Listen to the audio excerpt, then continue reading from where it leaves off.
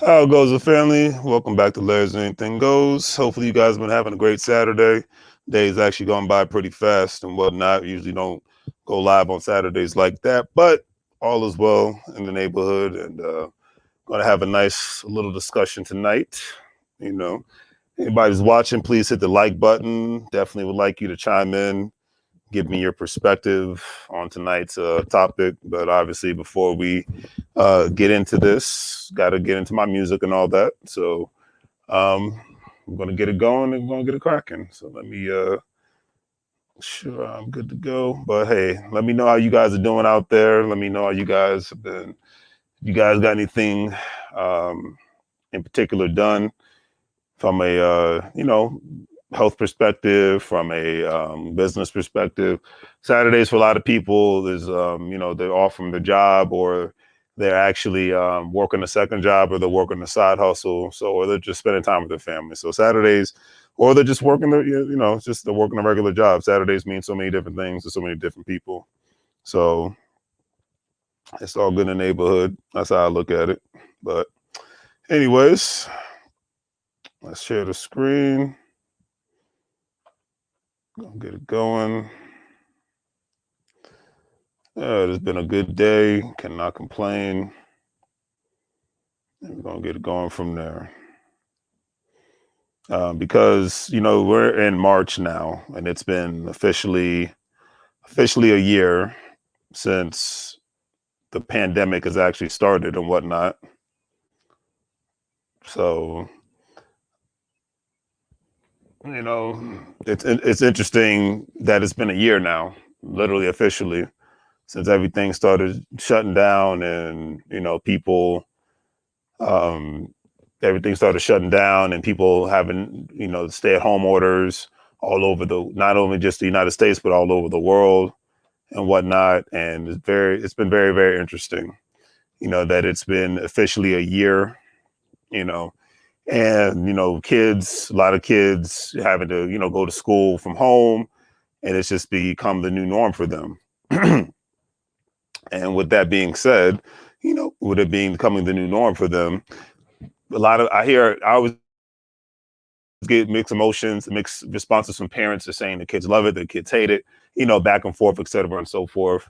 But it's just becoming the new norm. But the topic I'm really talking about tonight is in regards to really, most people don't have a recession-proof plan. Most people don't have a pandemic plan. They call the one word. I'm not going to say it because you get flagged for that nowadays.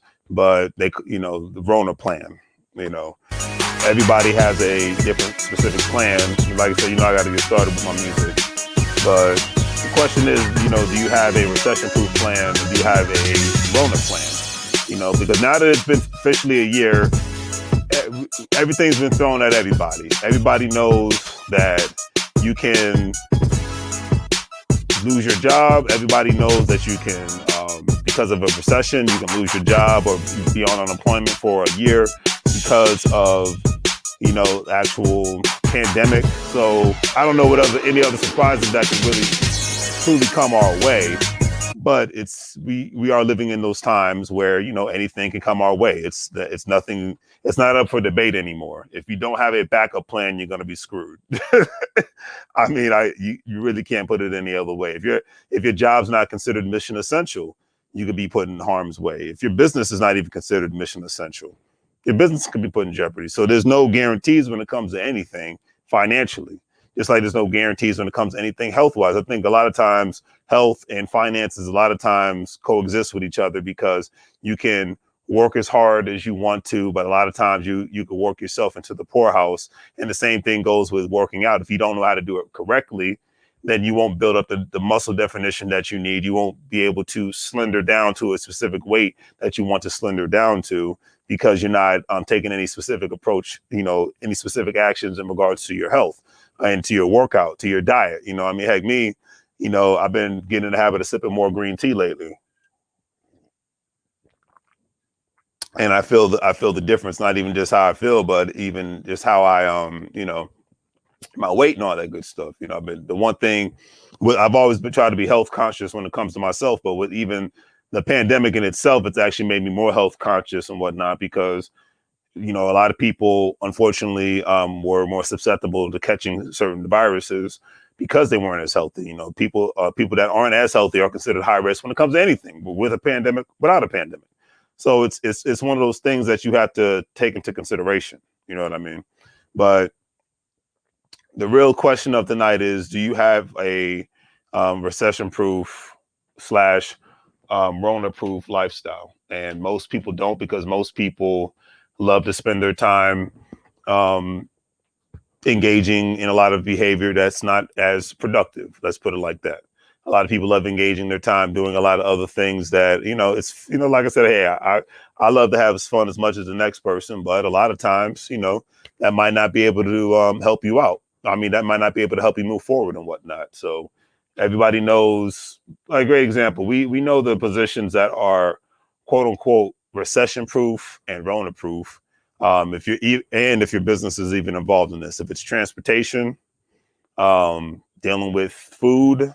So if you're growing food, obviously, if you're in the farming business, actual farming business, not just somebody that has a little garden, but somebody that's actually in the farming business, somebody that's actually any sort of blue collar worker, from mechanics to electricians to plumbers to masons, people who do mason work and things of that nature, people that build homes, those are mission essential positions, because people are always going to need those kind of services. People that work in all levels of government positions, those are mission essential positions. People that work in the information technology industry, I don't care what sector they're working in, public, private, nonprofit, whatever have you, they're always going to be in need, especially nowadays with the whole because even during, great example, even during I won't talk about today, but even during the Great Recession, people who had an IT background was even in higher demand, because you even had more technology wasn't what it is today back then, but technology was still being fully utilized.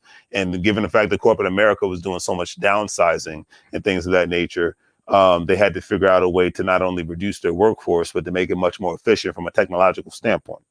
Okay, so anybody working in the technological or the telecommunications industry during that time still was in the job market. I never remember hearing people that were unemployed if they had any sort of IT certifications, whether they were, working on the hardware, software, no matter what aspect of any specific systems that they were supporting, network security, cybersecurity, whatever have you. They were in high demand, and all, whether if it was state, local, federal, military, corporate America, they IT personnel were in high demand, just like they are even more so today, because the world has become much more remote and whatnot.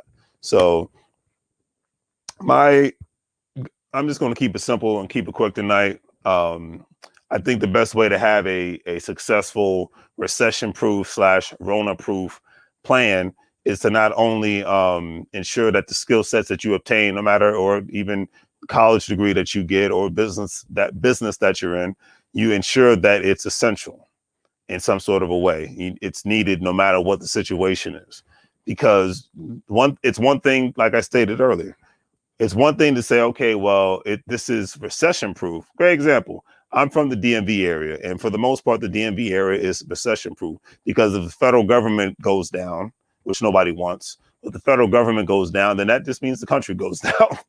Okay. Great example, during the 2007 recession, a lot of people moved here, especially people that lived in West Virginia, Pennsylvania, Delaware, North Carolina. They moved to the DMV area because this is where a good chunk of the jobs were at, because, the country's still at war. There was a multitude of jobs that supported the federal government and state and local governments, a lot of nonprofit organizations and things of that nature. So a lot of people moved to the DMV because they, in that economy, and even in today's economy, you went to where the jobs were. But you know what? I'll even skip that. Today's economy is not only you go where the jobs are, but in today's economy, a lot of, especially the younger people, I love to talk to, the people that are like 18 or 19, because they're seeing where the economy is at, and they got much more access to information than any other generation has ever had. They're seeing where the economy is at, and they're seeing where the economy is going. They're educating themselves even more so on investments. And then another thing, just to add on to that, it's not only where the jobs are at, but where the remote jobs are at. because, like, once again, it opens up the door of opportunity for people to say, hey, well, I don't want to live in Ohio. I don't want to live in Wisconsin. I don't want to live in Florida. I want to live in XYZ. This is a remote job. As long as I report to these specific hours and whatnot, then it's not an issue. Especially people that are working in customer support, people that are, because I just registered my blockchain card. If you're on my Facebook or Instagram, I got my blockchain card, which basically I can load my cryptocurrency, and it's a Visa debit card, and I can actually just, pay bills and go grocery shop. I tried it out today. I bought some groceries with cryptocurrency for the first time. So, that's where we're at as a society.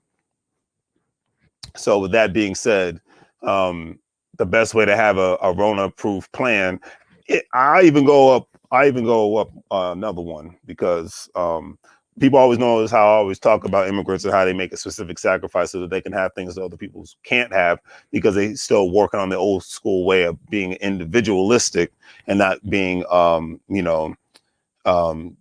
from a group economic standpoint. So I found out today, and I didn't realize this, mostly in every state in the United States of America, you have to pay property taxes on your house, even in the great state of Texas, all the southern states. But there's one state in this United States of America that you can actually skip from paying personal property taxes on your home or any property that you own, and that's the state of West Virginia. And I was writing a blog about this today, and I just found it to be very, very, very incredible that one did not have to pay personal property tax, because that's a lot of times that's the reason why families cannot even pass, in certain situations, can't even pass down the real estate within their family, because they might be able to pay the mortgage off, but they're not able to. And then sometimes they'll take like an equity line of credit out so that they can do specific maintenance work done. But my mindset is, if you don't have a mortgage, then you shouldn't have any issues saving money. But that's just me. But a lot of people are terrible with money. But anyways, not giving out any financial advice either, in case somebody wants to say, Larry said this and Larry said that and blah, blah, blah, blah. But sorry, I gotta get my dogs squared away. But anyways, but the fact, if you own a property in the state of West Virginia, no mortgage on it, you paid it off, the only thing you have to worry about is maintenance and insurance. And usually with the United States of America, you got to worry about maintenance, insurance, and taxes. Okay. So I'm saying now, I've never been to the state of West Virginia. I grew up in Virginia next door, but I've never been to the state of West Virginia. Is it the most ideal place for somebody to live? Maybe not so much for me, but maybe for somebody else. But I will say this with sincerity: a great way to have a Rona-proof / recession-proof plan is to own. And I'm thinking about this. I've been given a reason today to even go to West Virginia. But to have a Rona-proof plan, in my personal opinion, and like I said, I'm not whistling Dixie here. I'm calling it like I see it. The best way to have a Rona-proof plan is to be able to own real estate without a mortgage on it, and to not have to worry about paying taxes on it. Or, you just have to worry about the insurance and the maintenance. It's a great idea, I think, for every family to have at least one house that does not have a mortgage on it. So even if you still have to worry about the property taxes, and they could be outrageous, but still, you have to worry about the property taxes and worry about the insurance and worry about the maintenance and whatnot. But it's still a good idea, because when hard economic times come, and they will always come, no matter what the situation may be, one can have a backup plan. And, heck, it might not be the ideal state, but heck, you've had half of New York and New Jersey move to the state of Pennsylvania because they weren't feeling the cost of living in the state of New York or the state of New Jersey. So they moved to Pennsylvania, the places that are in or on the outskirts of Pittsburgh, some instances the Poconos, Philadelphia, in those specific areas, because you have the opportunity to buy houses that cost between 30-some thousand, 40-some thousand, or even less than that, depending on the condition of the house. But I say this, it's just having a backup plan. One of the best ways to have a recession-proof plan and a Rona-proof plan is to own property that you don't have to worry about paying any taxes on or a mortgage on. If you come a great example, if you have a pandemic like this and you buy a house in the middle of nowhere, you don't have to worry about paying taxes on it. that might be one of the best ideal spots to go, and it might save you a significant amount of money from a monthly standpoint, even if you are collecting unemployment. Say you give up your the place that you're renting, because a lot of people will own real estate one place and rent another place. Like great example, you got the city of LA behind me. Most people that live in Los Angeles are actually renters, but the people that a lot of times people will own real estate in like Arizona, Nevada, or Texas, because it's 10 times cheaper to live in those specific areas. But they love the lifestyle of Los Angeles, obviously pre-pandemic. They love the lifestyle in Los Angeles. They love. I mean, look at the background: beautiful palm trees, mountains, ocean. Come on now, weather. Like if you ask me why I love LA, those are the reasons. I mean, there's certain things I don't like about it, but there's certain things I don't like about the DMV, and I'm from there, so. Excuse me. But anyways, I digress. So it's just having that backup plan from a real estate standpoint. Okay, great. Now, another great way to have a Rona-proof / recession-proof plan, you make sure your job or your business is mission essential. I've already gone over those specific things. But another thing, have and if you don't want to own a business, because that's not for everybody, having a side hustle is key, and that's just what it is. And I'll go a great example. A lot of guys and girls that were Uber drivers and whatnot became DoorDash drivers and Grubhub drivers because they did not even feel comfortable having strangers come in their car and, doing Uber rides and things of that nature. And most Uber drivers that I come in contact with, they have a full-time job. They just do Uber to make some extra money and get the tax breaks, because when you're a 1099 employee versus, like I said, to me, 1099 versus W-2, a lot of times they get a lot more tax breaks no matter who the president is, because they're considered general contractors. So, but anyways, that's another great way to have a recession-proof plan and a Rona-proof plan. Those are just, so I'm coming at it from a business standpoint. I'm coming at it from a job standpoint. So that's just another great way to have a plan. Not giving out any financial advice. Contact your financial advisors, who's not me. All right. Anyways, I'm just saying things that I do and I would do if I was in anyone else's shoes. All right. Another great way. Look into contacting your insurance provider if you have one. If you don't have one, see if you can find one that falls within your price range, and look into getting a whole life insurance plan where you might pay a high amount of money a month to have that specific plan, like a car payment. But this certain whole life insurance plans, one can actually borrow money from it as they make the monthly payments from it, and they could utilize that money for whatever have you. Obviously, if you need extra money for groceries, extra money for your bills, or you need money to actually fund a business. People have been doing this for generations, so it's nothing new that I'm talking about. Having specific amount of insurance policies and benefiting from them economically, because people don't look at insurance in that way. And there's various other ways that you can go about doing it, but that's just these are other ways to pull money and have another resource and access to capital and whatnot. Okay. Owning real estate is a beautiful thing, depending on how you look at it, because hey, even if you own the property, and say if you want to take you could take a HELOC loan out, or you could actually take equity out of your property in any specific sort of way. Obviously, you contact your bankers and see how you go about it. You can take that money out and say if it's 15, 20, who couldn't use the extra 15, 20, $30,000, all right?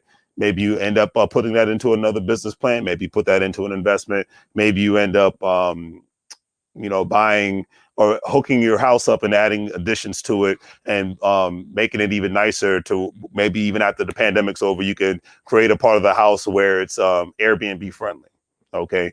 That's another way to have a side hustle. A lot of times people will have their Airbnb business and they will actually make money off of that. And it's from a business standpoint. So therefore they get more tax breaks because they have their Airbnb business in an actual legal LLC and whatnot. So that's another way of looking at it. Or certain instances, like I said, when this whole pandemic is over with, I like to take the Mark Cuban approach. Hey, look at things that that have been closed down during the pandemic, but once they open up, they're just gonna blow up. So a lot of people in the Airbnb business, they actually rent a multitude of places. Obviously, they have to get a deal with the landlords or whoever owns the property. They could rent a house. They could rent it.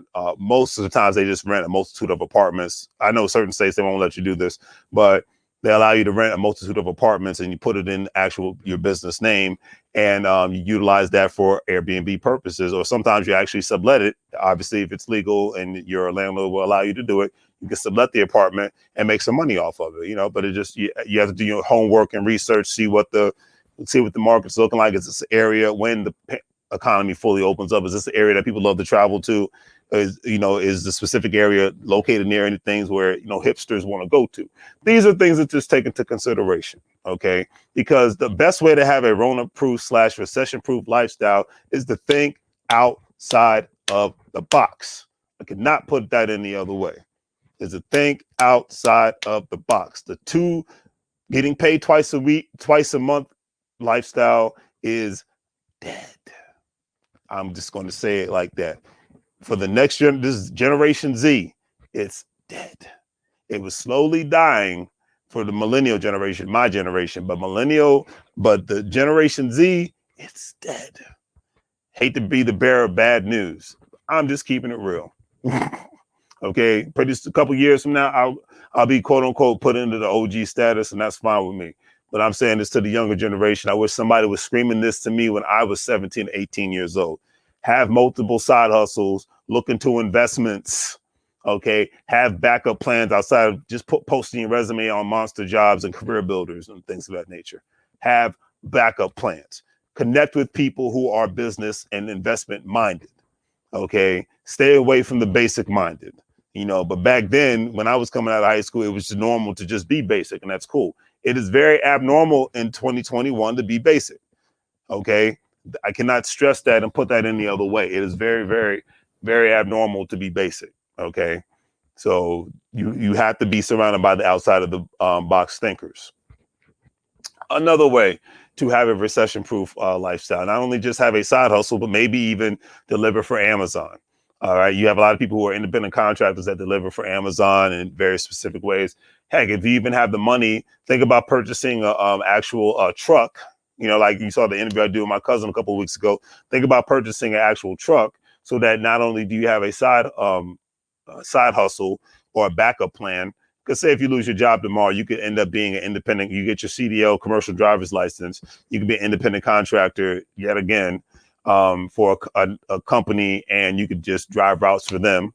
Or you could actually work for a company, get some experience, and then get your own rig, and then go from there. So that's just another great example. A lot of people have gotten into the trucking industry now. They're not actual drivers themselves, but they just own trucks, and they just they create contracts with other actual CDL drivers and whatnot, and they collect contracts with other specific companies to haul their products from point A to point B.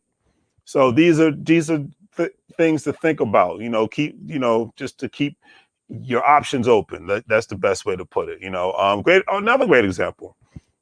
Maybe you like your job and being a full-time employee and whatnot, but you maybe want to be in the military, serve your country, be a reservist and whatnot. So you have a backup plan, and you have an opportunity to go full active duty in case times go get hard and go wrong and whatnot. Great example. A guy I worked with, he got tired. He actually got laid off and whatnot, and this was during the 2007, 8, 9 timeframe, when it was like the worst time to not have a job. And he was already at active duty. He was already in the National Guard. So he just went active duty and whatnot, so he could actually get a full-time paycheck.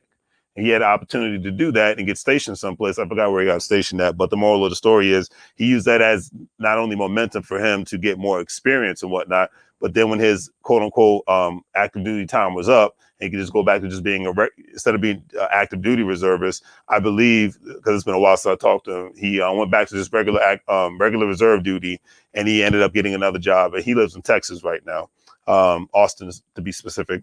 And he ended up flourishing and whatnot. He's an IT specialist. So it's just all about opportunities. And it's not only just all about opportunities, but it's about having backup plans. It's really about having backup plans. And I know a lot of people have done a great job of serving in the United States military, and they used it as a backup plan to not only serve the country, but they keep access to benefits, access to capital, and access to connections. So that's just one way of looking at it. It's like use your talents to the best of your ability and go from there. And the main reason why I say this because I'm not, like I said, this isn't on the braggadocious or anything like that. Look, my generation of music artists are still, a lot of them are still relevant in today's world because of what they do off the microphone. Okay, that's the thing. Like, there's a reason why people are still talking about Noriega, a Master P, a DMX. Um, I could go on and on. Even the people that are like behind the scenes, who people who still make music, to this day, who write music and whatnot, because that's really where the money's at, anyways. People who write the music, people that are in charge of the shows, the people that are, well, nowadays they're in charge of their own podcasts, people that sell the merchandise, the people behind the scenes. Okay. But there's a reason why we're still talking about Dr. Dre to this day, and I believe Dr. Dre's in his 50s. I mean, let's keep it real. Reason why we still talk, you still see Ice-T, who looks great for his age. I believe he's 60 or 62 years old. I'm not too sure. I have to look it up. But there's a reason why you're still seeing these people to this day, because they multi-talented and had multiple backup plans. If we would not be talking about Ice Cube today, or I guarantee if Nipsey Hussle was still alive, he probably wouldn't even be making music right now. He was on another. I made a video about him last Sunday. He was on another freaking wavelength, and where he was going, and where he was at, and where he was going. And that's the kind of people you want to be surrounded with. I really can't stress that enough. It's not cool to be around losers, and it's not cool to be around basic people anymore either. It's like when I was growing up, yeah, we made fun of the geeks, but the geeks are the ones that actually created the social media platforms that I'm utilizing right now. There's nothing wrong with being a geek. I was always a nerd from just reading books about history and economic standpoint. But a lot of people geeks about video games. Nothing wrong with that. A lot of people geeks about comic books. Nothing wrong with that or whatnot. Not my forte, but everybody has their thing. Like I said, you do what you do. A lot of people are geeks about sports and whatnot, but there's more money in creative writing, and there's more money in actual if you're not there's money in sports if you actually in the sports industry on any level, but there's more money into technology and whatnot than it is to useless entertainment, unless you're actually in the entertainment business. That's what I'm getting at. I mean, there's a reason why you still talk about a Will Smith even to this day. He started off as a rapper, became one of the biggest actors in the world, and he owns a multitude of businesses, so that's why he's still relevant to this day. It's like and the thing is, for working people, we're at a crossroads right now where if you're not in the multiple streams of income space, then you are basically in the space of getting railroaded, whether you realize it or not, no matter what state that you live in. I think for regular work, and here's my thing, I think if you want to be basic, that's cool. Move to a state, and there's nothing wrong with West Virginia, but move to a place like West Virginia where at least you can get real estate, and for a reasonable price. You don't have to worry about paying property taxes, because you need to live in the areas that's made for the basic minded people. I will put that. I'm going to put that out in the atmosphere now. I said last week to people that are moving to Houston, Austin, San Antonio, people that are moving to Dallas, especially places like Dallas and Houston and Austin and Atlanta and Miami. They're going to become just like the West Coast cities and the East Coast cities. The only difference is no income state tax. However, cost of living goes up. Inflation happens. Inflation is going to get you regardless of who's in office, regardless of the state tax policies, all that good stuff. If you have a basic mindset, you not only live a basic existence, but the chances of you becoming homeless are going to be higher. The chances of you becoming, I only got enough money to keep my bank account alive, is going to become higher. And there's just no arguing this. That's why I said, it's like, if you want to debate something, let's debate something that's got something to do with some cash. Let's not debate about who's in office and who's coming out of office. That's irrelevant to me. Let's not a debate about who got traded on a football team. That's irrelevant to me. But what the relevancy is, it's like, beautiful cities like Atlanta are going to be considered expensive very soon. Beautiful cities like Miami is already considered expensive. A city like, nobody ever thought that the cost of living in Washington, D.C. would be outrageous to what it is now. Well, guess what? Philadelphia is a couple of years behind Washington, D.C. and Baltimore is like 8 years behind D.C., but it's on the way there. So it's like you see a slow moving train.